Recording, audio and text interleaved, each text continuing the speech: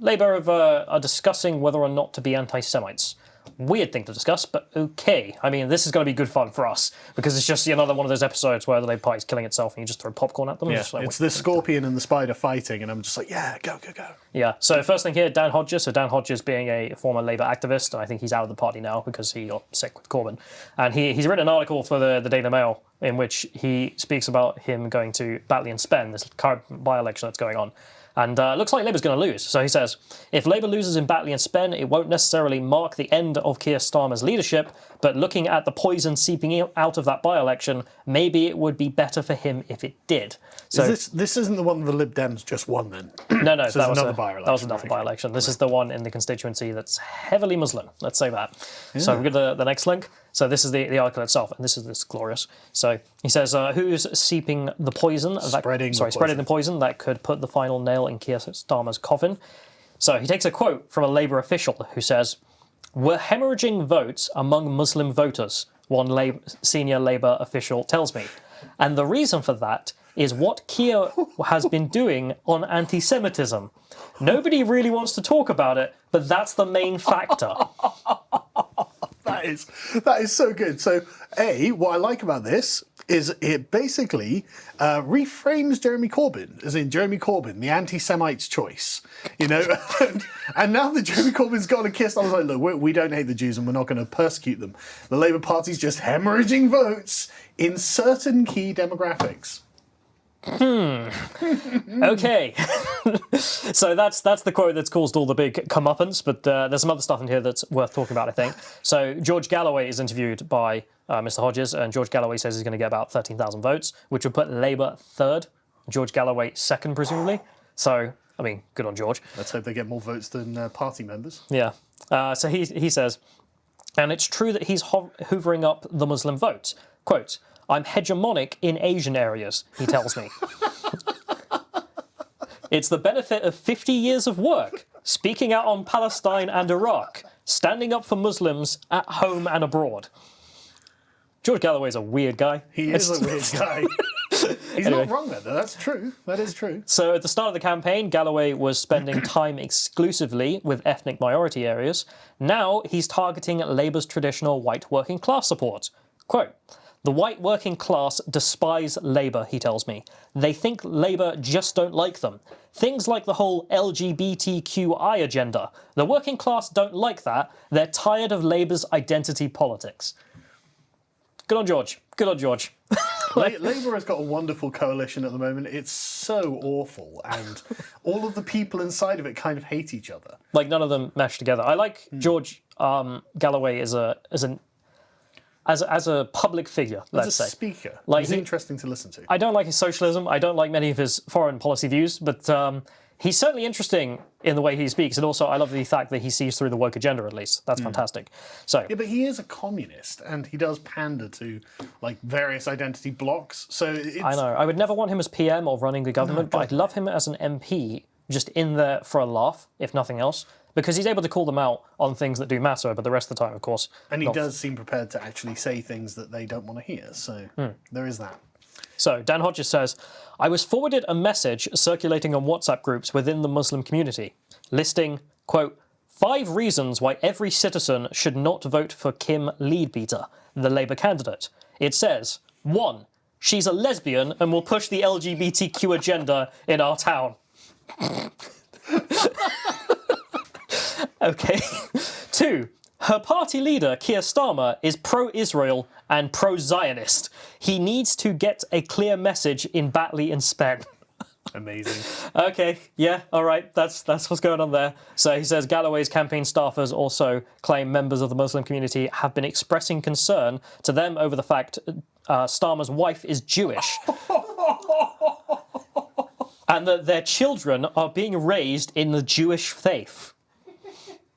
Local concerns. Of whoever is currently knocking on doors of Batley and Spen and quietly whispering, quote, "By the way, you know that Keir Starmer, his wife is Jewish and their kids are Jewish too." Okay, that's the constituency. There are some problems for Labour because Keir Starmer is too much of a Zio. That's what's going on there. That's what's being said on the ground according to Dan Hodges. oh boy, oh boy, oh boy. So this is the bombshell, which is that Labour's got to pick, apparently, between, I don't know, 3 million votes or anti-Semitism. And they're currently having that debate. I mean, I don't know which one they're going to go for. Not sure where they're going to fall on that. Yeah, and this is the point Dan Hodges also makes, which is you can see this image here, which is the Palestine flags at Labour Party conference all being flown. And you'll never see them with hordes of British flags because that's not how this works. There's a certain demographic that awards them about 3 million votes, and that's what's important. So they will do anything and everything, include throwing their entire ideology under the bus sometimes for flags that are not British or for beliefs that are, good God, quite out there. I just love the fact that the Labour Party's been forced into a position where they have to say, look, we don't hate the Jews, but we don't want to lose the Muslim vote. Like, we have to publicly say we don't hate the Jews, but also at the same time, don't leave us Muslims, which, okay, so, I mean, the Labour Party is calling all Muslims anti-Semites by that standard, which apparently is Islamophobia. The Labour Party has committed that. So the next link here is Zara Sultana taking this quote in which... Oh, my favourite Islamo-leftist. Yeah, she's the Zara Sultana, she, her, in the bio. She's going to use that forever now. So this quote from a, quote, senior Labour official in the Mail must be called out. It is pitting Muslim and Jewish people against each other, demonising communities. It is racism and should be condemned as such. When have Muslim and Jews ever had a crossword with each other? What are you talking about, Zara? But hang on, like the I don't know what you're talking the about. Labour official is like, yeah, getting rid of anti-Semitism is upsetting a load of local Muslims, and that's racism against the Muslims, but the racism against the Jews I don't care about? Is that her position? Like, I don't know how they got themselves into this situation, but I have no idea how they get themselves out of it. Like, I can't imagine being in a worse trap than this. Anyway, so we go to the next link. This is the narrative coming out of the left and all this, which sort of reinforces the point. So, The Guardian, he's never spoken up about Muslims. Keir Starmer leaves Batley voters disaffected. So they say in here, Kim Leadbeater received a hostile reception from voters who were unhappy with the party's stance on foreign policy issues such as Palestine and Kashmir, amid a perception that the party takes some forms of racism more seriously than others. So the party, realising that they're full of anti-Semites, thanks Corbyn, and then being like, we should get rid of them, that's upsetting the Muslim voters, according to The Guardian and the Mail. I mean, the left and the right here both coming to the same conclusions from what's happening on the ground. It just cracks me up how Labour think they can have this coalition, as in, have the cake and eat it too. It's like, look at what you've done, look at what you've invited in, and look at what you've become, and look, where do you think it's going to go? I know, like the Democrats are inviting the NAACP and the KKK. Oh wait, they did that. Never mind. Yeah, but it's the same thing. Yeah. So they say in here with turnout estimates, the Muslim Council of Britain says that about 8,600 voters in the July 1st by-election will be Muslim. Labour is defending with a 3,525 vote majority. So the Muslim vote being able to swing it. And if George Galloway can take enough of those chaps to his position, then yeah, they will lose. Well, this is how he won in Bradford with the Respect Party. Because he just nakedly pandered to the Islamist bloc, basically. And that's obviously what he's going to be doing here. So, Okay. I mean, Godspeed, I guess, because this explains why the black flag of Labour has been rising in Batley and Spen. I'm not joking when I say that. I mean, here's Calvin Robinson putting out, and we mentioned this before, the campaigning materials of the Labour candidate. And what does she say? She's just endlessly talking about conflicts in the Middle East. Because... local issues. Can we get that second picture up, John, just so we can see it just a bit more clearly? Because this is amazing. Look at these local issues. Palestine, Kashmir, Islamophobia. Like Kim Leadbeater, your local Labour candidate for Palestine. So she says in the first image there, as Batley and Spen's Labour MP, I will be a strong voice for Palestine, human rights and statehood. That's right. That's got my vote. I mean, Conservatives always put, I'll be a strong voice for Reading East or whatever it is. Yeah. Like, they don't put for, I don't know, Israel? Russia? That's not really what you're meant to put on campaign leaflets, but okay. So she also says, the use of rubber bullets and stun grenades at the holy site of Al-Aqsa was outrageous, a particular source of pain to Muslims in our local community and across the world at the end of the holy month of Ramadan. What? Like, is she going to convert on the spot? Like, she's calling the site the holy site, the holy month of Ramadan. Mashallah, these Zionists are attacking us. It's like, it's just a weird thing of putting it. You can also see her there saying, as your MP, I'll give you a strong national voice on Kashmir. Again, important stuff, really resonating with local concerns. Could you get any worse optics on this? Just like my entire campaign leaflet is about foreign Islamist conflicts. I mean, at least it wasn't written in Arabic. Yeah, I mean, Nashar. We just thank God for small mercies. Yeah, so the Labour Muslim Council have said that this allegation that voters on the ground may have views on the Jews is Islamophobia. So saying that they have these views is Islamophobia in and of itself. So the first part of this tweet is them saying, over the past week, Labour Muslim Network has submitted numerous complaints to the Labour Party complaints procedure as a result of Islamophobic tropes used by members online when discussing the upcoming Batley and Spen by-election. As a reminder, it is a breach of the Islamophobia definition adopted by the party to make stereotypical allegations about Muslims. This includes the common trope that Muslims are inherently, and as a community, more likely to be anti-Semitic, homophobic, and or misogynistic. Right. So Pew polling data is Islamophobic because they asked Muslims, hi, how do you feel about the moral status of being gay? And 90+% of them said it's wrong. I think 0% said it was morally acceptable among British Muslims. British Muslims. What an Islamophobic poll that was. I mean, you couldn't get a better example of what the right, the Liberals and the Conservatives have always been wanting. Do not buy into the idea of Islamophobia. That's nonsense. Use anti-Muslim bigotry, because otherwise you will find any criticism of Islam as Islamophobia. Any contradiction of Islamic doctrine Yeah. is Islamophobia. As if it was an accusation of racial hatred instead of just obvious criticism or pointing out the obvious contradictions. So the Labour Muslim Network being like, hey, if you point out that we have Islamic views, you're an Islamophobe. So, good God. But that's what it is, isn't it? Islamic views. Yeah. That's true. So, I mean, I retweeted this just to get the headlines here. I mean, the first one there is a Guardian headline. Half of all British Muslims think homosexuality should be illegal. Yep. And then the next one's from, I think it's like the Jerusalem Post. It's like, I think it was 44% of UK Muslims back anti-Semitic conspiracy theories. So, I mean, what do you want? Just Labour sweating nervously. That's Islamophobia. Okay. And then you have just the quotes from the Hadith. So if you scroll down on this one, John, there's the quotes I've got down here, but I'll just read them out for the sake of time. So they say in here, the first one on homosexuals: if you find anyone doing as lots people did, kill the one who does it and kill the one whom it is done. So kill the guy.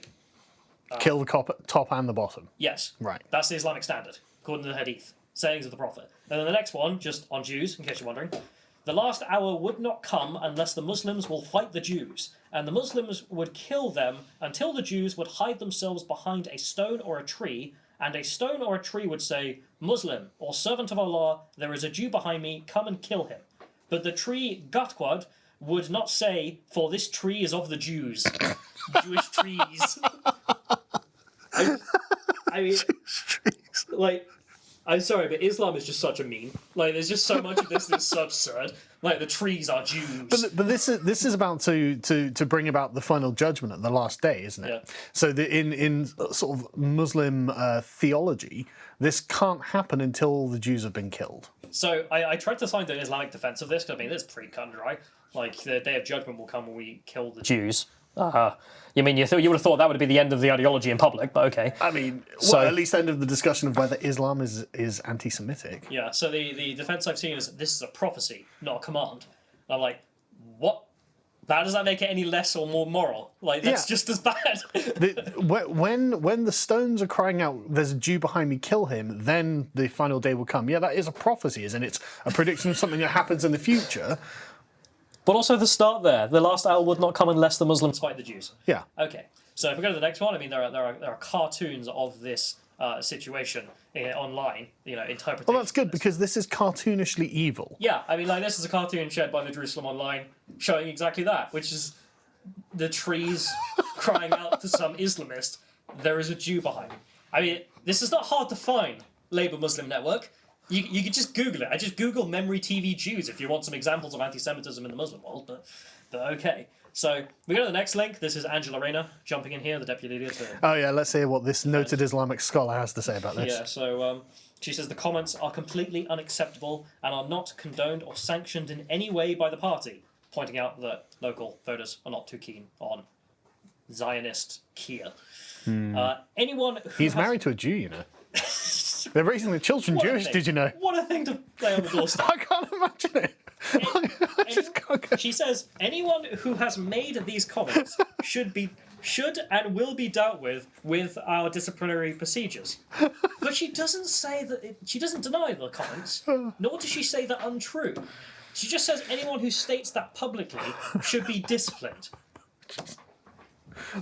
I'm sorry, it's just Don't know what to tell you. holy, like this party is just rotten. I mean, just everything about it is broken. So we go to the next link. This is something we reported on before, which is the previously. Stop laughing. I know. Just two Muslims just hanging around in Batley, just being like, well, I don't mind Labour, but Keir Starmer's just married to a Jew. His children are going to be raised Jewish. Like that's the conversation they're having. But like, I imagine people with Labour rosettes knocking on the door and saying that true at this point. Like, I don't even know. But this is something we reported on before, which is the Labour Party issued an Islamophobia report into themselves because they were being accused of anti-Semitism. So their solution was to accuse themselves of Islamophobia to get away from that issue. Which, What a pro-gamer move. an absolute car crash the Labour Party has become. So this is the findings I want to go through here again, just because it's relevant all of a sudden again. Yeah. So this is internal documents showing that for different faiths, how they vote, and you can see the difference between Jews and Islam there. Jews, overwhelmingly conservative, along with the Anglicans. Islam, pretty Muslim. 80-something% Muslim, Labour? Yeah, I think that's 90% actually, because it's... Yeah. I mean, this is internal documentation. This is what they use in their report. Okay, so I mean, when someone raises concerns and is like, yeah, we're losing the Muslim vote, that might be a problem. Yeah, it looks like it might be for you guys. Good luck. So if we go to the next one, this is examples of Islamophobia that they have in here, and also the definition, which are comical. So the first one being their definition of Islamophobia. Islamophobia is rooted in racism and is a type of racism that targets expressions of Muslimness or perceived Muslimness. So racism that's rooted in racism, yeah, circular logic. Yeah. So they then give a bunch of examples. The first one, saying Muhammad was a pedo or that Islam was spread by the sword, that's Islamophobia. So Islamic history is Islamophobic. Let's just sidestep the Muhammad thing. Because we could probably formulate an adequate defence to this, saying he wasn't real. So, you know, that's something you can be a hell of an Islamic defence. Yeah, well... Don't worry, all our religion's nonsense. I'm not saying they could formulate. I'm saying the Labour activists could formulate this. But the idea that Islam wasn't spread by the sword, I mean, that's total nonsense. You can't describe Islam without describing the Islamic conquests from the early period after the death of Muhammad. There's just no way of doing it. Yeah. So the next one is denying Muslim populations self-determination. That's Islamophobic Muslim populations. What? Yep. So hang on, are they saying that Muslims in Britain are not, say, citizens of Britain? They reference, as an example, Palestine or Kashmir, but then they define them as Muslim populations. Right. Okay. And then the next one is stereotyping Muslims, such as Muslim entryism into politics, is also Islamophobia. What happened to the last one? No, the last one where self-determination was on the basis of your religion, but if Muslims get into politics, they're going to make it on the basis of Islam, and saying that is also Islamophobic. So again, they've accused themselves of Islamophobia within their own report. God, they're nailing down absolutely everything. Yeah, the entire party is trash. So the next one here is the Conservatives not accepting this definition because, I mean, why should you? So the next link. So this is just good news. And then the next one is Sadiq Khan accepting it. So if Labour get in power, that's going to be accepted. So even the Labour Party will be criminalised. Yeah. And this is why when they moan of Islamophobia rather than anti-Muslim bigotry, it's empty. It's an empty accusation, which is why when we get the next one, which is Labour Muslims urge Keir Starmer to take urgent action over the party's official vile Islamophobia. So the next one, John, after this. This is, the Independent trying to argue that there's vile Islamophobia in the party. Oh, I agree. I agree. And they're referencing someone saying that loads of them are anti-Semites. That's what they're referencing here. So, yeah. How's the voting doing? So the last link here is the polling, and not good for Labour. No, not good at all. Conservatives, 47%, Labour, 41%, Workers' Party of Great Britain, 6%. I see the Progressive Alliance is holding there, though, as the Lib Dems are getting virtually nothing. But this is actually going to fall to the Conservatives, isn't it? Like, that's what's going to happen at this point. I hate to be rooting for the Conservatives, but yes, unfortunately. Yeah. Anyway, yeah. Labour Party's not sure if they're anti-Semites or not yet. Still having that debate. I guess we'll find the results soon. If you enjoyed this segment from the podcast of the Lotus Eaters, you can watch the full broadcast live every weekday at 1 p.m. UK time on lotuseaters.com.